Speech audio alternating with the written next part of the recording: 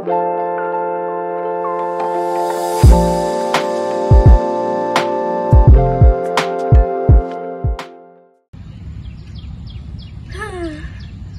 kuadratik, graf parabola, kubik.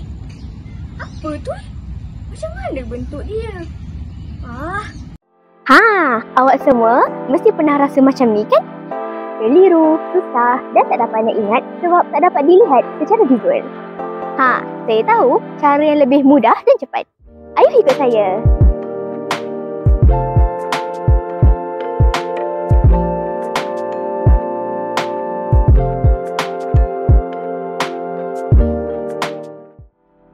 Hai semua, nama saya Syazara Najla binti Muhammad Syarif. Saya pemegang kad matrik A24HP0215. Mari saya memperkenalkan aplikasi AI yang menjadi pilihan saya, iaitu Photomat. Photomat ialah aplikasi mudah alih yang direka khas untuk membantu murid menyelesaikan masalah matematik dengan lebih mudah, cepat dan interaktif. Photomat dicipta oleh Damir Sabul pada tahun 2014 untuk membantu murid yang mempunyai kesukaran dalam matematik. Mari kita lihat apakah elemen dan fungsi utama yang terdapat dalam aplikasi Photomat ini. Elemen utama Photomat yang pertama ialah kamera pengimbas.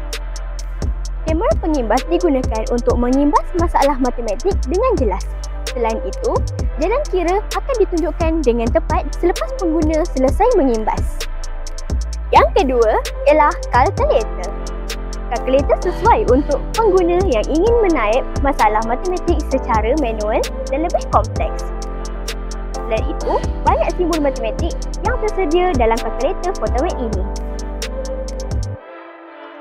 Ayo kita beralih kepada konsep matematik.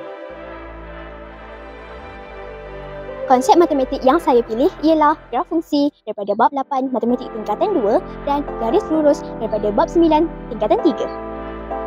Dalam tajuk graf fungsi, Photomat membantu kita mengenali bentuk-bentuk graf berdasarkan fungsi-fungsi tertentu.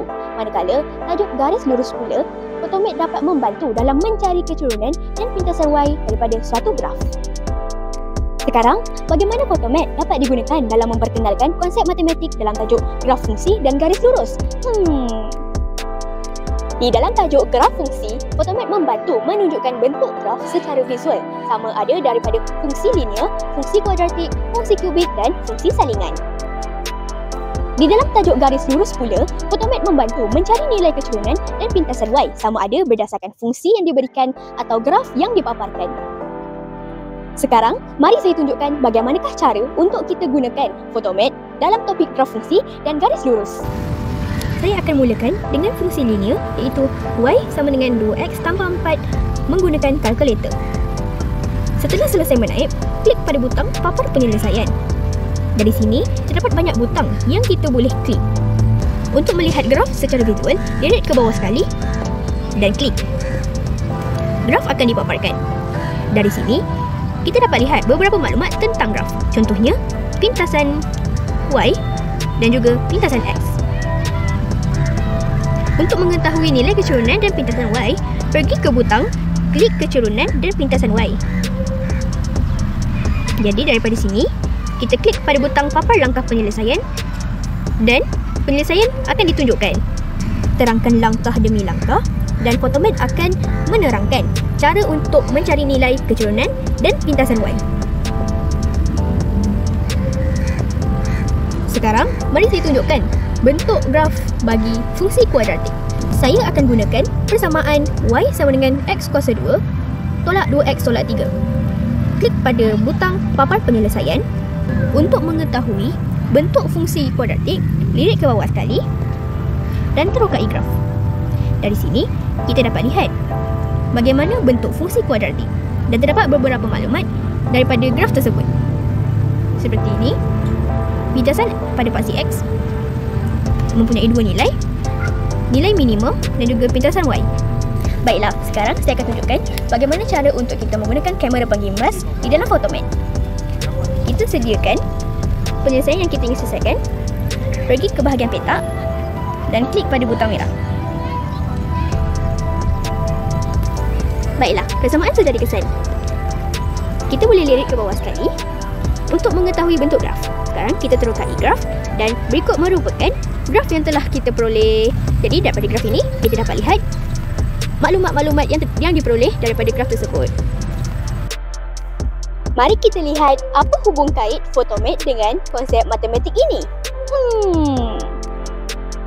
Yang pertama ialah paparan visual.